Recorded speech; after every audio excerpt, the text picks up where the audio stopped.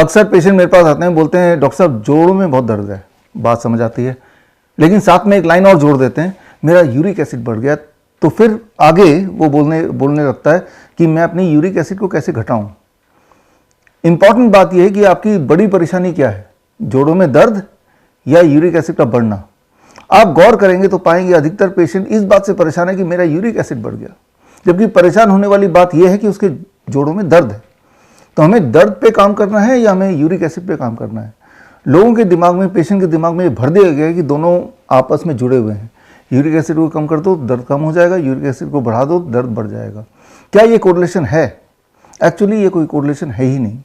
इस बात को अगर आपको समझना है तो आपको पहले तो समझना पड़ेगा यूरिक एसिड होता क्या है। अगर आप यूं ही डॉक्टर से पूछेंगे तो वो बोलेंगे ये एक वेस्ट है, बॉडी का वेस्ट है, यूरिक एसिड किसी काम का नहीं है। अब जब कोई बोलता है ये बॉडी का वेस्ट है, तो आपके दिमाग में आपके घर में जो वेस्ट है उससे जाता है, कनेक्शन होता है। आपके घर में एक डस्टबिन होगा जहाँ पे दिन भर का वेस्ट आप डालते होंगे, और फिर सुबह कोई आता है होगा कूड़ा वाला, वो वेस्ट पूरा उठा के ले जाता होगा, पूरा का पूरा ले जाता होगा, फिर वो डस्टबिन आपको खाली करके दे देता होगा। That is called waste. Waste मतलब उसमें जो भी डस्टबिन में है वो कोई भी काम का नहीं है, वो सारा का सारा ही बाहर जाना है। या फिर आप सोचते हैं कि वो जो कूड़ा वाला आया है वो डस्टबिन में से 75% 80% तो वेस्ट ले जाता है, 25% आपके लिए छोड़ देता है, क्या पता आपके किसी काम आ जाए। द आंसर इज नो, पूरा का पूरा ही वो ले जाएगा, पूरा डस्टबिन खाली करेगा, because it is waste. Waste का मतलब ये कि उसमें वो जो भी मटेरियल है वो किसी भी काम का नहीं है, ओनली देन। तो क्या uric acid is a waste? First of all it is not a waste, right. वो डॉक्टर की भाषा में यूरिक एसिड एक विलेन के रूप में आपके दिमाग में डाल दिया गया, भर दिया गया है कि यही विलेन है, इसीलिए आपको ये सारी तकलीफ़ें हो रही हैं, पेन हो रहे हैं, जॉइंट पेन हो रहे हैं, आपका चलना फिरना उठना बैठना मुश्किल हो गया है। तो दिमाग पेशेंट का इस पे नहीं है कि पेन को कैसे कम करें, दिमाग पेशेंट का इस पे है कि यूरिक एसिड जो कि विलेन है उसको कैसे कम करें। इस बात को समझने की कोशिश करना होगा कि अगर यूरिक एसिड कम किया तो क्या होगा। अगर यूरिक एसिड ज़्यादा कम कर दिया तो घपला होगा, यानी कि आपके हार्ट पे जोर पड़ेगा, हार्ट डिजीज़ हो जाएगा। इस बात को समझने के लिए दो तरह के इम्पॉर्टेंट ट्रायल का नाम ले रहा हूँ। पहला तो ट्रायल का नाम है CASTEL, कैस्टल स्टडी, ये एक बहुत बड़ी स्टडी है। या फिर एक और स्टडी का नाम लेता हूँ PIUMA, प्यूमा स्टडी। ये बहुत बड़े बड़े दो स्टडी हैं, और ये दोनों स्टडी को अगर आप देखेंगे तो आप पाएंगे कि यूरिक एसिड को कम करने से हार्ट की बीमारी, कार्डियो मेटाबॉलिक डिसऑर्डर हो सकता है या हो जाता है। तो यानी कि सबसे पहली बात कि यूरिक एसिड को कम करना यानी कि खतरा मोल लेना है। जॉइंट की दिक्कत वहीं की वहीं रहेगी, साथ में एक और बीमारी आप लेके आ जाएंगे। तो ये समझना होगा कि यूरिक एसिड का जो आंकड़ा है, जो डॉक्टर ने बताया कि 7 mg/dL से नीचे रहना चाहिए, अगर आप मेल हैं, और अगर आप फीमेल हैं तो 6 mg/dL से नीचे रहेगा। ये भेदभाव क्यों है भाई? ये समझने की बात है कि भाई जो among the women the metabolism of uric acid is much more, क्योंकि एक वुमेन के बॉडी में अलग अलग तरह के हार्मोन होते हैं, इस तरह से जो ज़्यादा अच्छा मेटाबोलाइज कर लेते हैं, तो दोनों का अलग अलग दिया है। अगर ऐसी बात है तो मेनोपॉज के बाद बहुत सारे हार्मोन जो पहले बनते थे फीमेल ओरिएंटेड, वो बनते नहीं हैं, तो तब तो उसका 7 mg/dL हो जाना चाहिए नॉर्मल वैल्यू।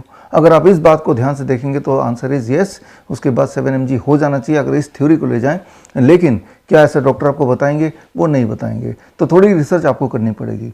रिसर्च करने के लिए जितनी सारी बातें फिलहाल मैंने अभी तक बताई, इन सारे बातों के से जुड़े हुए जो ऑथेंटिक रिसर्च पेपर हैं, बड़े से बड़े जर्नल, जैसे एक रिसेंट जर्नल का रिपोर्ट आया था आज से 2.5 साल पहले नेचर में, nature is one of the most prominent and well respected journal, और 28 दिसंबर 2022 में जो रिसर्च आया था उसको आप पढ़िए। विश्वरूप.com/uric acid में आप जाएंगे तो जो मैं बताने जा रहा हूँ या बताया, उसके रेफरेंसेस उसमें दिए हुए हैं। क्योंकि आपकी चिंता पेन नहीं है, आपकी चिंता है यूरिक एसिड, और अगर चिंता यूरिक एसिड पे फोकस गया तो समझ लीजिए आपकी जान दांव पे लग जाएगी। इसको मैं थोड़ा सिंपल भाषा में समझाता हूँ। गौर कीजिए, जब कोई डायबिटीज़ पेशेंट का ब्लड शुगर बहुत हाई चला जाता है तो उसका यूरिक एसिड अपने आप लो आ जाता है। तो यूरिक एसिड एक मिस्ट्री है, राइट। तो आपके लिए तो लो होना अच्छा था, तो अपने आप को डायबिटिक बना लीजिए, आपका ब्लड शुगर को 400 से ऊपर ले जाइए, यूरिक एसिड अपने आप नीचे आ जाएगा। तो क्या चलेगा? आप बोलेंगे नहीं, not at the cost of diabetes. जब not at the cost of diabetes है तो then why at the cost of heart disease, right. बहुत नीचे जाने के जाना ही अगर आपका गोल है तो हार्ट डिजीज़ भी हो सकता है बहुत नीचे जाने से, या हाई ब्लड शुगर अगर हो जाए, उसको मेंटेन किया जाए वेरी वेरी हाई, जो कि आपके लिए खतरनाक है, तो भी आपका यूरिक एसिड नीचे आ जाएगा। अगर आपको आंकड़े ही नीचे लाने हैं, अगर आपको नंबर्स से ही मतलब है, लेकिन मैं याद दिला दूं आपको नंबर से मतलब नहीं होना चाहिए। आपको मतलब है कि आपकी जो ओरिजिनल सिम्टम्स हैं जिसकी वजह से आप डॉक्टर के पास गए थे, वो तो डॉक्टर ने आपको कनेक्ट कर दिया, वो आपके तो गाउट है, गाउट पेन बोल सकते हैं, जॉइंट पेन बोल सकते हैं। मतलब ये कि दोषी यूरिक एसिड है, तो इस पे हमें प्रहार करना पड़ेगा। याद रखिए आपकी यूरिक एसिड की वैल्यू कई सारी दवाइयों से भी ऊपर नीचे होती है। फॉर एग्जांपल बीपी की दवाई लोसार्टन, उसको अगर आप लेंगे या ले रहे हैं तो वो भी आपके यूरिक एसिड को नीचे गिराएगा। हालांकि उसका जो प्राइमरी रोल ये होना चाहिए सिर्फ ब्लड प्रेशर को कंट्रोल करने का, लेकिन एज ए साइड इफेक्ट वो यूरिक एसिड को नीचे गिराएगा। लेकिन आप तो नीचे ही चाहते थे।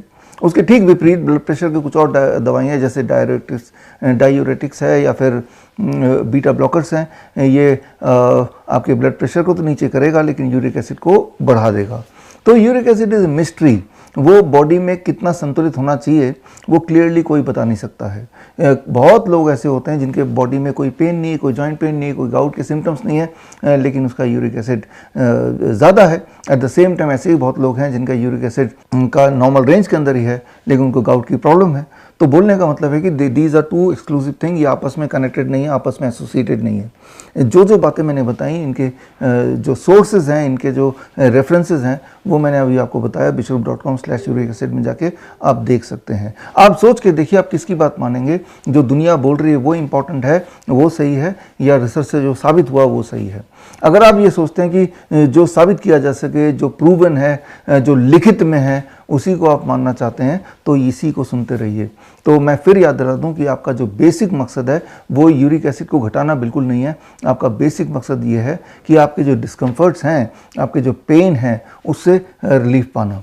तो पेन जो है उसको रिलीफ पाने के लिए कई लोग यूरिक एसिड की दवाइयाँ लेने लगते हैं इस होप से कि यूरिक एसिड घट जाएगा और मेरा पेन भी चला जाएगा। यूरिक एसिड तो घट ही जाता है। जैसे यूरिक एसिड की जो दवाइयाँ हैं बहुत ज़्यादा प्रचलित, अलोप्यूरिनॉल या फेबुजोस्टेट, इस तरह की जो कुछ दवाइयाँ हैं जो पेशेंट को दिया जाता है, और कुछ समय बाद उसका यूरिक एसिड का नंबर जो कि वो चाह रहा था वो बिल्कुल नीचे आ जाता है। लेकिन उसी पेशेंट से पूछेंगे कि आपका पेन भी उसी रेशियो से या उसी तेज़ी से नीचे आया, the answer is certainly not, right. तो एक तरह से डॉक्टर ने अपना गोल अचीव कर दिया कि आपके यूरिक एसिड को नॉर्मल रेंज में ले आया, लेकिन आपका प्राइमरी गोल वो नहीं था। डॉक्टर के दिमाग में जो गोल था यूरिक एसिड का, वही आपके दिमाग में भर दिया गया है। तो कंक्लूजन यहाँ पे करते हैं। पहली चीज़ कि आपका जो पेन है उसका रिस्पॉन्सिबल यूरिक एसिड नहीं है। अगर होता तो यूरिक एसिड के घटने के समानांतर आपका पेन भी उसी रफ्तार से घटता, और अगर ऐसा होता तो बहुत लोगों के यूरिक एसिड ज़्यादा होते हैं, उनको पेन नहीं होता। एट द सेम टाइम बहुत सारे ऐसे भी लोग हैं जिनका यूरिक एसिड कम होता है लेकिन पेन बराबर वैसे ही होता है जैसे गाउट पेन होता है।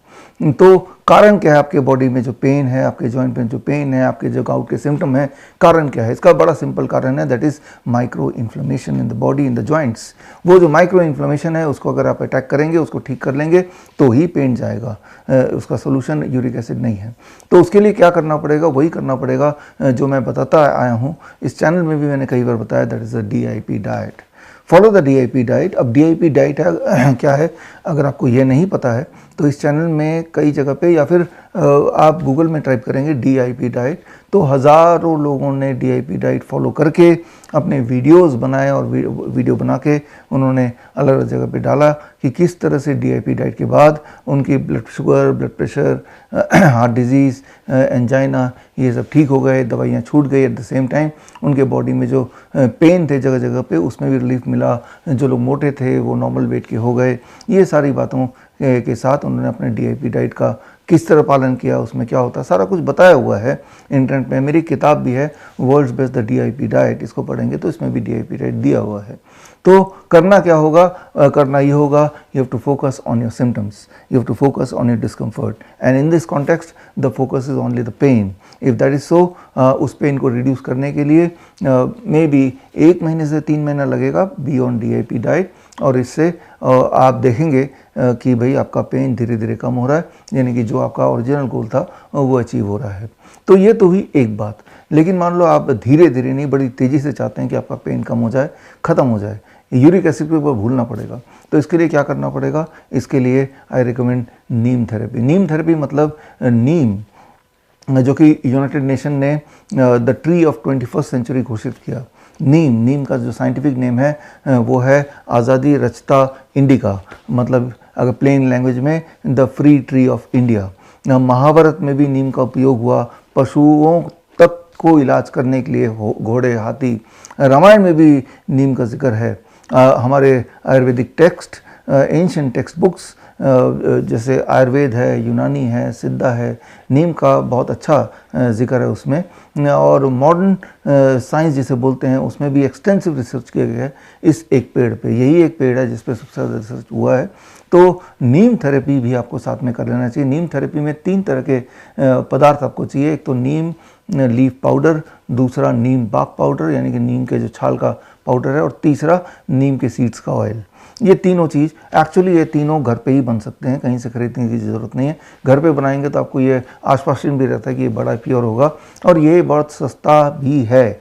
I think this is the most economical दवाई आपके लिए, दवाई का रूप में, क्योंकि यही एक ऐसा पेड़ है जो कि बहुत ज़्यादा, कम से कम भारत में जगह जगह पे मिल जाते हैं। फ्री ट्री ऑफ इंडिया जिसका नाम ही है, समझ सकते हैं। एंशिएंट टाइम में या फिर पिछले 100 सालों को अगर गांव में आज भी देखेंगे तो नीम को आज भी द विलेज फार्मेसी बोला जाता है। यानी कि ये इकलौता पेड़ के ये 3 कंपोनेंट अगर आपके पास हैं, नीम के छाल का पाउडर, नीम के पत्ते का पाउडर और सीड का ऑयल, तो आप न केवल अपने पेन के लिए इस पेन से रिलीफ पा सकते हैं, बल्कि कई सारी और बीमारियां, कई सारी लाइफस्टाइल एंड इन्फेक्शियस डिजीज़ में भी इसके अलग अलग परमुटेशन कॉम्बिनेशन से आप बहुत सारे अपने प्रॉब्लम का सलूशन बहुत ही आसानी से घर पे पा सकते हैं। लेकिन इसको सीखना पड़ेगा। जिस तरह से आप में से बहुत लोगों ने DIP डाइट सीखा, चाहे उन्होंने मेरी बुक पढ़ के सीखा, चाहे इस तरह की वीडियोज़ देख के सीखा, चाहे हमारा online CIM certificate in integrated medicine का 3 महीने का कोर्स करके सीखा। लेकिन सीखा और सीख के उन्होंने DIP डाइट अप्लाई किया और अपने आप को बीमारी से और दवाइयों से मुक्त किया।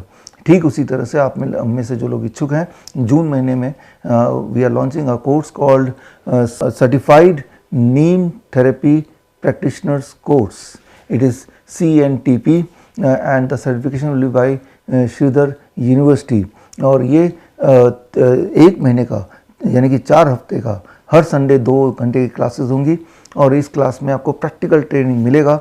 एज ए कॉस्मेटिक कैसे यूज़ करते हैं नीम को, एज इन्फेक्शियस डिजीज़ में कैसे यूज़ होगा, लाइफस्टाइल डिजीज़ में कैसे यूज़ होगा, और इम्पॉर्टेंट पेन मैनेजमेंट में कैसे यूज़ होगा, यानी कि नीम पंचकर्मा। तो ये सारा कुछ सीखेंगे।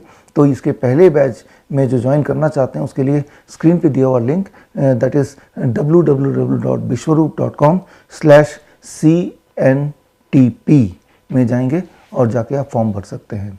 तो मुझे लगता है कि इसके बाद जो आपने इस वीडियो में देखा और समझा कि आपकी जो शिकायतें हैं, आपके बॉडी के जो डिस्कम्फर्ट्स हैं, आई होप उसको कम करने में ये नॉलेज आपकी ज़रूर काम आएगी। All the best, thank you, जय हिंद। हम रखें आपका ख्याल।